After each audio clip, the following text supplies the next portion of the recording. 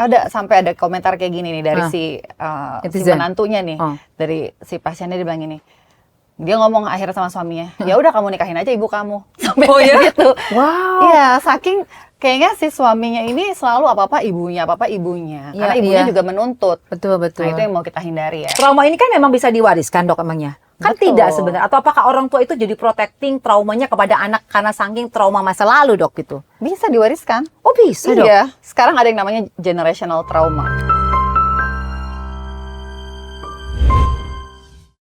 Halo Sobat Cinta, apa kabar? Selamat datang di channel kami RSJ. Apa tuh, Dok, RSJ? Wow, apa, Dok, RSJ, Dok? Ternyata bukan rumah sakit jiwa ya. Bukan.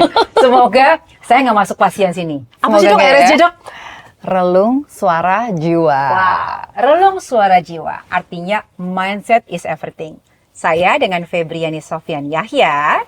Dan saya Dr. Vivi Syarif. Oke. Dokter ini teman sahabat saya, dokter ahli jiwa. Aduh, Dok, semoga saya nggak pasien. Nggak takut ya, Sis ya? Biasanya Saya- takut ya deket-deket saya. Jadi saya sama dokter Vivi namanya, saya dengan Febri, saya womanpreneur, orang biasa, tapi saya sangat beruntung sekali waktu itu saya pertama bertemu dengan dokter Vivi yang cantik ini. Ceritanya gini, saya boleh cerita sedikit ya.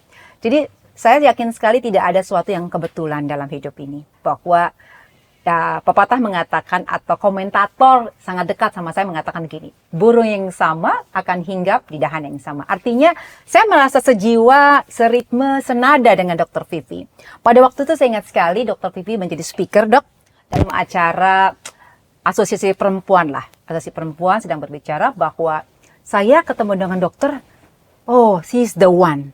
Nggak tahu kenapa, Dok, saya ingin berbagi channel seperti ini sama perempuan, satu ritme, satu nada. Pada saat itu saya merasa klik, oh ini dia orangnya. Kami ingin berbagi. Berbagi dalam hal apa? Banyak sekali yang kami berbagi. Jadi channel ini ada edukasinya, memberikan inputan, atau kita mungkin sharing kira-kira kasus apa yang sering heboh terjadi di kala kita sekarang, Dok.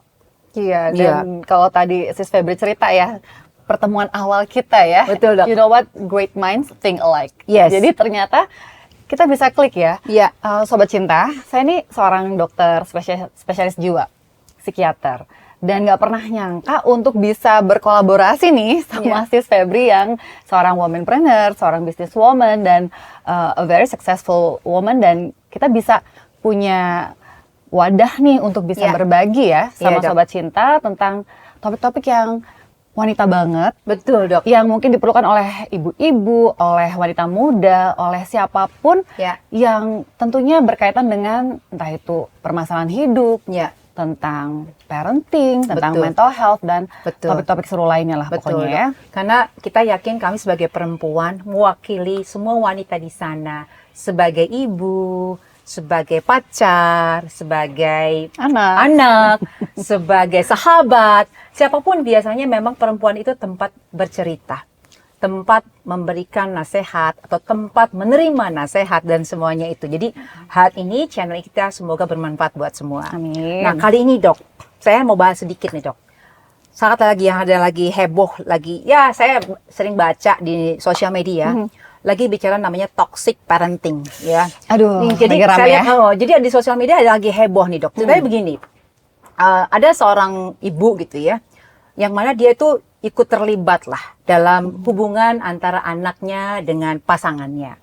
Yang mana mungkin cara orang tuanya kan berbeda-beda ya, Dok ya. Nah, menurut dokter ini gimana? Karena sampai kasus ini gitu ya, Dok, heboh di mana-mana, dibully lah anaknya, sampai dihujat bahwa kenapa sih jadi orang tua seperti itu gitu. Ini gimana menurut dokter nih, Dok? Kasus seperti ini, Dok? Sebetulnya ini tuh kasus yang banyak loh di masyarakat. Ini kayak cuma one in a million cases gitu yang sebetulnya terjadi ya. Bahwa ada ibu atau orang tua yang memang sangat involved nih dengan kehidupan anak. Ya. Tapi kan ini anaknya udah dewasa kan? Betul, udah Dok, dewasa betul, gitu, betul. mau nikah, udah pilih calon pasangan, Ya, ibaratnya betul. seperti itu ya. Tapi ternyata sampai segitu involve-nya untuk bisa masuk ke dalam kehidupan anak. Dan bahkan nggak cuma sebelum menikah atau memilih pasangan, udah punya anak pun Betul, betul. tetap aja involve-nya tuh sangat mendalam. Betul, Nah, betul. kalau pakai istilah Gen Z, Ya. toxic parenting nih. Ya. Ternyata toxic parenting ini adalah pola asuh yang berdampak negatif terhadap kondisi psikologis seseorang. Oh. Gitu. Jadi ini baru salah satu contoh aja yang sifatnya kayak controlling ya, ngatur banget. Terus kemudian juga sangat membatasi. Tapi ada juga toxic parenting yang lain yang misalnya emotional abuse. Oh, oke. Jadi anak suka merasa bersalah. Kalau kamu nggak ikutin kata mama, kamu pokoknya jadi anak durhaka. Waduh. Gitu. Nah, itu tuh kadang-kadang sering sekali. Sering Jadi ya? mungkin saya sebagian tadi yang dokter bilang saya womanpreneur ya, atau pengusaha lah ya, pengusaha kecil-kecilan. Banyak sekali yang mungkin sharing sama saya, Dok. Jadi artinya anaknya kadang-kala merasa mungkin dekat dengan saya dekat dengan anaknya dan sebagainya. Akhirnya cerita, saya sebel deh tante, ibu saya tuh gini. Itu sebenarnya itu kenapa ya, Dok? Kenapa orang tua tuh bisa seperti itu gitu? Apakah memang overprotective dengan anaknya, atau mungkin kurang komunikasi dengan anaknya? Menurut dokter seperti apa sih, Dok, hal ini? Sebetulnya karena orang tuanya insecure. Karena orang tua yang belum selesai dengan dirinya sendiri, belum secure dengan dirinya, dia akan melampiaskan atau mengarahkan keresahan, kecemasan itu pada anak. Oh, I see. Jadi dia sebetulnya insecure. Jadi orang tua yang perfeksionis misalnya, dia merasa nggak tenang kalau nggak perfect. Dan dia paksakan anaknya untuk perfect, untuk ikut dengan polanya dia. Atau mungkin pengalaman sebelumnya, Dok? Bisa pengalaman sebelumnya Jadi membuat dia lakukan lagi ke anaknya, lakukan lagi. generasi Jadi kayak berikutnya. ada trauma. Oh, I see. Nah, jadi ada trauma-trauma yang kayak turun-temurun nih, diturunkan antar generasi. Jadi orang tuanya mungkin punya pola asuh yang toksik juga, jangan dulu ya si kakek neneknya gitu ya. Terus diturunkan ke dia dan dia merasa insecure dan itu diterapkan ke anak. Contohnya misalnya kalau case yang tadi yang jadi kita jadiin contoh ya.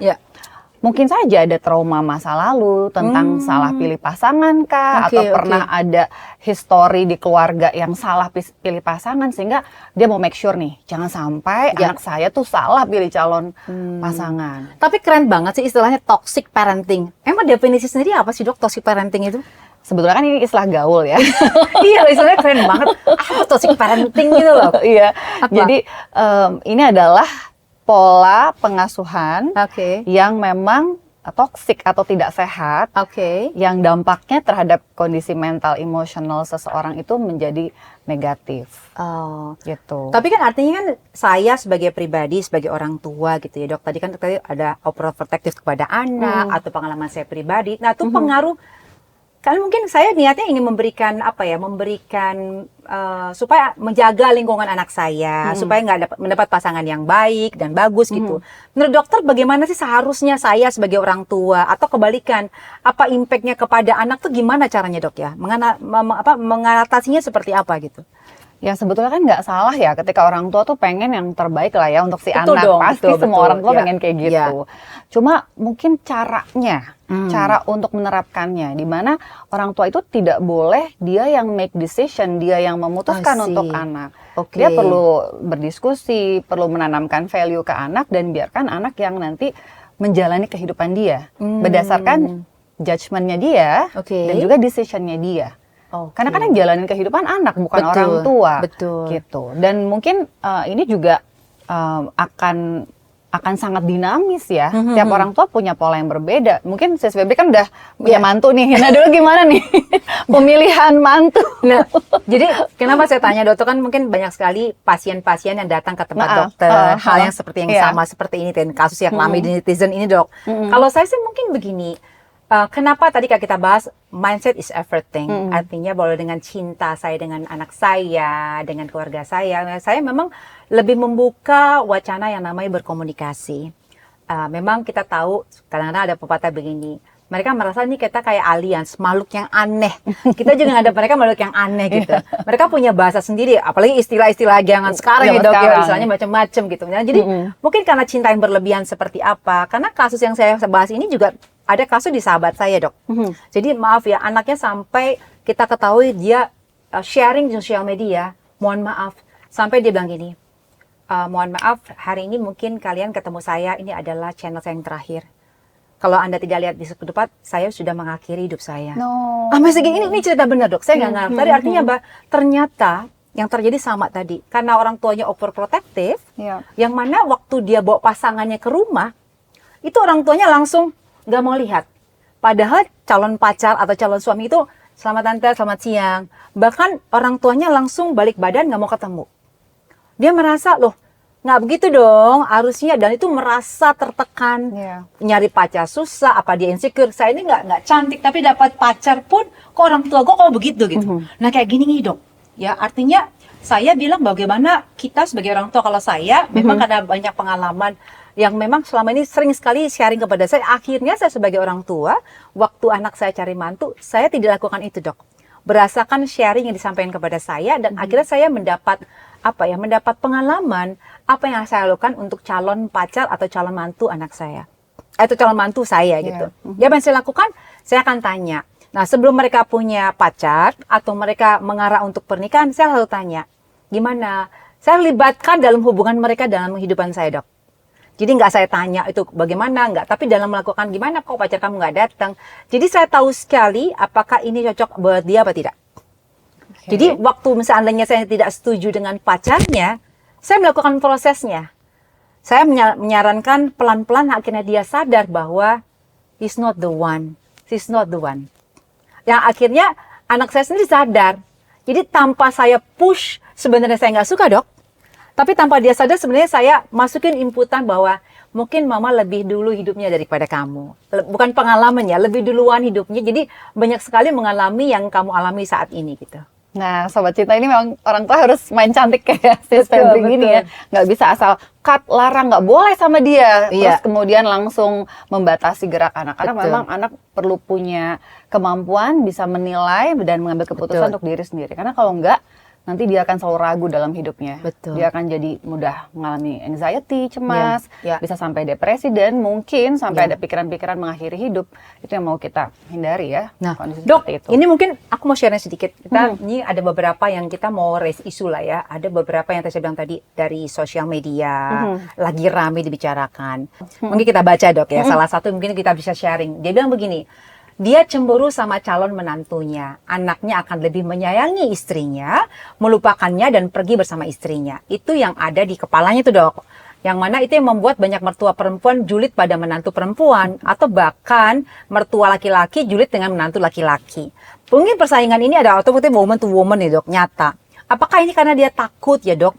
Jadi cinta anaknya beralih kepada pasangannya, atau bagaimana dok? Saya nggak ngerti dok. Kasus kayak gini menurut dokter apa sih sebenarnya gitu? Sebenarnya fenomena kayak gini ini banyak banget loh di lapangan ya. Artinya di masyarakat banyak sekali nih si mertua perempuan bersaing sama menantu perempuannya. Itu kenapa ya dok? Sebenarnya kan itu kan nambah anak. Iya, nambah anak betul. Misalnya saya punya anak laki-laki, saya nggak punya anak perempuan. Anak saya semua laki-laki. Artinya kan calon mantu perempuan itu kan menjadi anak saya gitu dok. Keluarga justru kan. Kenapa ya dok? Memang banyak yang mengalami kayak gini biasanya. Ini biasanya ya, karena orang tua juga insecure. Ada insecurity, di mana mereka juga trauma masa lalu ya punya dok. trauma masa lalu yang kurang mendapatkan cinta dari orang tuanya atau dari pasangan. Jadi lack of love. Sehingga si anaknya ini adalah sumber cintanya mama nih gitu, sumber cintanya papa nih. Sehingga ketika si anak mau mengarungi kehidupan rumah tangga, aduh sumber cintaku pergi gitu kan. Itu yang membuat akhirnya bersaing lah sama menantu. Tapi memang paling sering si ibu sama menantu perempuan. Jadi perempuan sama perempuan ya. Tapi juga terjadi di teman saya sih dok. Saya nggak sebutin ya teman saya tuh. Jadi teman dekat lah ya. Jadi memang ibunya dekat sekali sama anak laki-lakinya. Atau dekat banget lah pokoknya. Apapun kebutuhan anaknya laki-laki ini dia penuhi. Walaupun dia punya 3 anak. Jadi 2 perempuan 1 laki-laki. Jadi anak laki-laki satu-satunya. Nggak anak paling kecil sih, tapi anak laki satu-satunya. Jadi sangat overprotective anaknya. Yang mana dikenalin pasangan satu dijulitin, kedua dijulitin. Akhirnya mungkin karena kami mungkin sebagai sahabatnya kasih nasihat dok ke ibunya. Nggak bisa. Cuma bilang, iya tapi kan gue nggak mau nih sampai nanti anak kesayangan gue yang sama banget sifatnya sama gue diambil yang anak perempuan itu nanti. Aku bilang, mau nggak mau dia harus punya keluarga, punya pasangan. Akhirnya dia mulai turunkan tone keinginan dia, overprotective-nya dia tuh dok ya. Gimana dia lakukan? Pelan-pelan dia benar-benar udah kasih pointers ke anaknya. Sorry ya, boleh nggak? Nanti kalau punya pasangan 1, 2, 3. Ya akhirnya mungkin karena memang anak laki-laki sayang banget sama apa namanya ibunya. Ibunya. Makanya ini kan komunikasi, Dok. Menurut aku ya, challenge-nya di komunikasi. Akhirnya alhamdulillah nanti lagi mau menikah nih, Dok. Yang mana anaknya ini mendapatkan seperti yang ibu inginkan. Jadi sifatnya, dan memang pintar juga nih si anak. Dia tahu kesukaan ibunya. Pelan-pelan diajak pacarnya itu masuk pelan-pelan, Dok. Alhamdulillah ya akhirnya planning dalam tahun ini akan menikah. Wow. Nah, kayak begini kali ya komunikasi ya, Dok ya. Komunikasi yang penting ya, dan ketika di masyarakat terjadi hal-hal yang dimana bersaing tuh, sampai ada komentar kayak gini nih dari si menantunya nih, dari si pasiennya, dia bilang gini, dia ngomong akhirnya sama suaminya, ya udah kamu nikahin aja ibu kamu, sampai kayak gitu. Wow. Iya, saking kayaknya si suaminya ini selalu apa-apa ibunya, karena ibunya juga menuntut. Betul. Nah itu yang mau kita hindari ya, jangan sampai ada kayak gitu. Jadi pengalaman, Dok, kadang-kadang mungkin suami istri pun berbeda pendapatnya ya, artinya mungkin mensupport gitu ya, mensupport istrinya atau anaknya, akhirnya berdebat antara suami dan istri. Kayak contohnya Julid nih gini ya, ini kita baca nih, Dok nih. Ibu pernah sakit hati sama mertua sebagaimana dalamnya sih sampai harus melampiaskan ke orang lain. Jadi sakit hati masa lalu kali ya, Dok ya. Artinya lebih penting ajarin anak laki-lakinya untuk menjaga, menyayangi istri dan anaknya kelak. Trauma ini kan memang bisa diwariskan, Dok, emangnya? Kan tidak sebenarnya. Atau apakah orang tua itu jadi protecting traumanya kepada anak karena saking trauma masa lalu, Dok, gitu? Bisa diwariskan. Oh, bisa, Dok? Iya. Sekarang ada yang namanya generational trauma. Wow, ya, jadi gitu, Dok. Trauma yang diturunkan antar generasi, turun-temurun. Mungkin aja, ini kan judgement-nya netizen ya. Si ibu ini trauma sama ibu mertuanya, sehingga dia jadi melampiaskannya ke si anak menantunya gitu ya. Karena dia merasa dulu aku juga jadi menantu nggak gampang loh.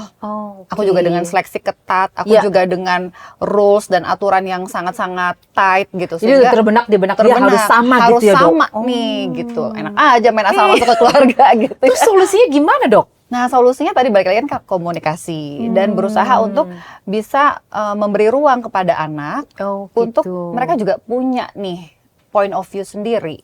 Mereka juga punya kriteria sendiri. Orang tua boleh menanamkan value nih, kriteria-kriteria yang baik seperti apa sih gitu ya, kalau pasangan yang baik. Toh orang tua sudah lama mengarungi kehidupan, tapi jangan langsung instruksi. Jadi artinya tadi yang statement dari dokter bahwa jadi komunikasi ya, Dok ya, yang saya sampaikan tadi, komunikasi antara kedua belah pihak, anak dan juga orang tua, dan mengalami prosesnya. Jadi prosesnya juga dialami ya, Dok ya. Jadi artinya bahwa kenapa saya sangat percaya namanya is take to tango. Ada sebab akibat. Artinya orang tua begitu karena ada masa lalu, trauma masa lalu. Atau misalnya anak bisa begitu karena kurang perhatian dari orang tua. Jadi kuncinya cinta tadi ya, Dok. Harus komunikasi antara dua orang wanita atau dua pria atau anak dan ibu gitu ya, atau orang tua dengan anaknya. Jadi komunikasi dua orang manusia. Jadi tahu hak dan kewajiban ya, Dok ya. Jadi mungkin hak sebagai orang tua mengawasi, mau proteksi anaknya, atau hak seorang anak punya pilihan pribadi. Gitu ya, Dok ya. Iya, betul banget, dan supaya kita semua terhindar ya dari perilaku-perilaku toksik nih buat para orang tua ya. Itu kita perlu selalu mencoba memahami apa isi pikiran anak kita, apa perasaannya dia. Jadi bayangkan kita berada di posisi si anak, sehingga kita tidak langsung langsung menjatuhkan atau memasukkan value-value kita gitu. Dengan anak dia merasa dipahami, dimengerti oleh orang tua, dia akan lebih terbuka untuk berdiskusi. Jadi conclusionnya adalah toxic parenting ini kuncinya komunikasi ya, Dok ya.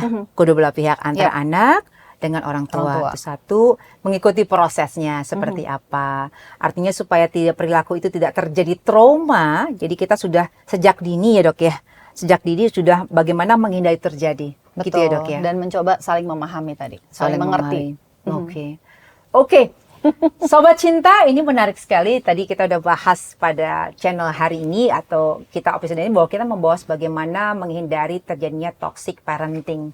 Yang tadi kita bahas lagi heboh di netizen, di sosial media. Tadi Dr. Vivi sudah menyampaikan apa sih solusinya, bagaimana menghindari sampai itu terjadi.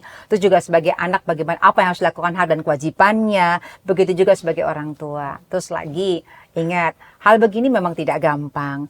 Ada yang namanya trust, bahwa sebuah manusia punya hak dan kewajiban, punya keinginan yang mungkin harus disampaikan. Sebagai orang tua mungkin lebih lama atau menjalani kehidupannya, jadi dia mungkin memberikan solusi, memberikan isu bahwa ini kenapa kamu nggak boleh harus melakukan ini. Gitu ya dok ya? Betul banget. Dan buat Sobat Cinta, pahami bahwa komunikasi itu tidak dijalin dalam waktu semalam. Sehingga memang komunikasi yang terbuka, dua arah, saling memahami dan mengerti itu dijalin sejak dini.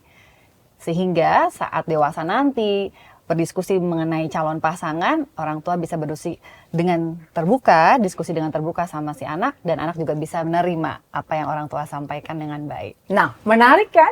Artinya kami berdua semoga channel ini bermanfaat buat Sobat Cinta di luar sana, bahwa pesan-pesan yang kami sampaikan atau mungkin para rekan-rekan yang mau sharing ya, silakan komentar di tempat kami, kira-kira mungkin ada masukan atau juga mungkin mau cerita kisahnya kita sampaikan, yang punya pengalaman dan memang udah ahlinya sebagai profesi seorang dokter yang sering sekali mengalami hal-hal seperti atau mengatasi pasien seperti ini. Itu dok ya? Betul banget. Jadi untuk Sobat Cinta, jangan lupa untuk subscribe ke channel kita Relung Suara Jiwa, karena kita akan membahas berbagai topik yang menarik dan akan bermanfaat tentunya untuk semua Sobat Cinta. Sampai ketemu dengan episode berikutnya. Jangan lupa subscribe, Like dan share.